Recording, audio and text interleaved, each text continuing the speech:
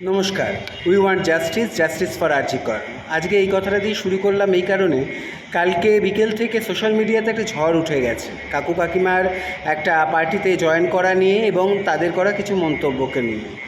দেখুন, একটা কথা বলি, সন্তান হারানোর যন্ত্রণাটা তো একটা অন্যরকম ব্যাপার, এবং এইভাবে যদি কোনো সন্তানকে হারাতে হয় সেই যন্ত্রণাটা ভোলার নয়, সারা জীবনেও ওনারা ভুলতে পারবে না। সারাটা জীবন কেঁদে কেঁদেই ওনাদের পার করতে লাগবে, এবং ওনাদের পরিস্থিতি, ওনাদের দুঃখকে উপলব্ধি করা বা বোঝার মতো ক্ষমতাও আমাদের কারোর নেই। ভগবান না করুক কারোর হোক কোনো দিন।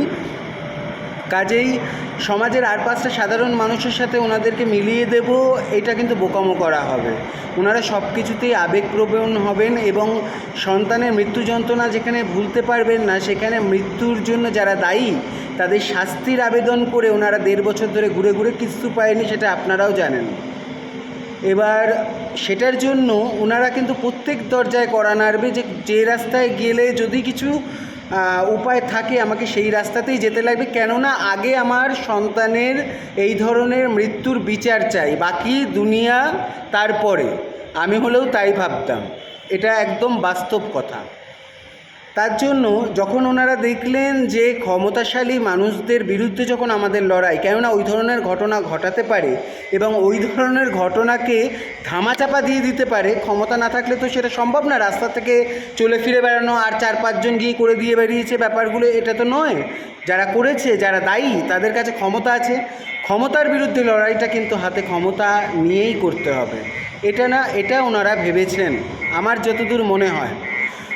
আর একটা জিনিস, বাকি সব কিছু ঠিক আছে, আমাদের দেশের গণতন্ত্র, আমাদের দেশের সংবিধান সব মানুষকেই যে কোনো দলীয় রাজনীতিতে যোগদান করার অধিকার দেয়, তা নিয়ে কাউকে কিছু বলার নেই। কিন্তু এতদিন যা হয়েছিল সবই রাজনীতির খেলা, কোনো কিছুই হয়নি, এটা বলে দেওয়াটা বড্ড বাড়াবাড়ি হয়ে গেল। কেননা আমরা আমাদের মতো মানুষরা, দেখুন, অভয়া তো আমাদের মামার ছেলে বা মামার মেয়ে, কাকার মেয়ে, এই ধরনের কেউ ছিল তা তো নয়। অভয়া সমাজের একটা মেয়ে, যার সাথে এই ধরনের একটা বাজে ঘটনা ঘটেছে।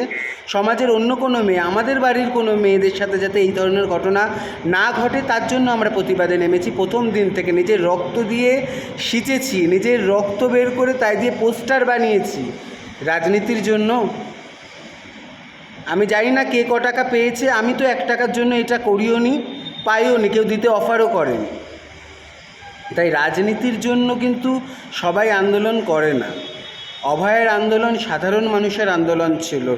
লাখ লাখ সাধারণ মানুষ রাস্তায় নেমেছে, যারা কোনো দিন নিজেদের একটা পার্টির ঝান্ডা কাঁধে নিয়ে ঘুরে বেড়াতে দেখা যায়নি, বা জিন্দাবাদ জিন্দাবাদ স্লোগান মেরে বেড়াতেও দেখা যায়নি।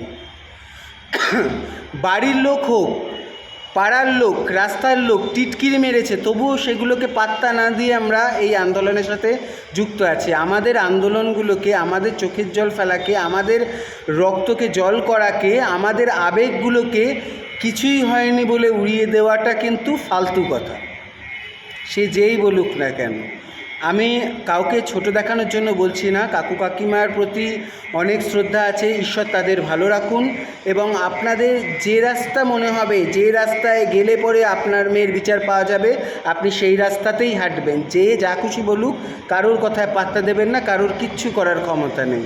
কিন্তু কখনো এটা বলবেন না যে এতদিন যে আন্দোলন হয়েছে সেগুলো এমনি হয়েছে, সেগুলো শুধু রাজনীতির খেলা হয়েছে। না, রাজনীতির ঊর্ধ্বে মানুষ, মানুষের জন্য রাজনীতি, রাজনীতির জন্য মানুষ আসে না কোনো দিন। এটাকে বুঝতে হবে। যেদিনকে ঈশ্বর করুক বিচার পাক আপনার মেয়ে, এবং বিচার পেয়ে গেলে যখন মাথা ঠান্ডা হবে, তখন একবার ভেবে দেখবেন যে বলা কথাগুলোর মধ্যে কিছু অপ্রাসঙ্গিক কথা রয়ে গেল কি না। তার জন্য আপনাদের প্রতি সমবেদনাটা কম হবে না কোনো দিন, কিন্তু এই দুঃখটা থেকে যাবে যে এতদিন যে কাজটা করলাম সেই জিনিসটাকে কিছুই না বলে কেউ উড়িয়ে দিতে পারে। ভালো থাকবেন। আর আপনারা যে যুদ্ধে নেমেছেন সেই যুদ্ধে জয়লাভ করুন। এবং এখনও বলবো এবং ভবিষ্যতেও বলবো, যতদিন না সুবিচার পাবো, we want justice, justice for RG Kar.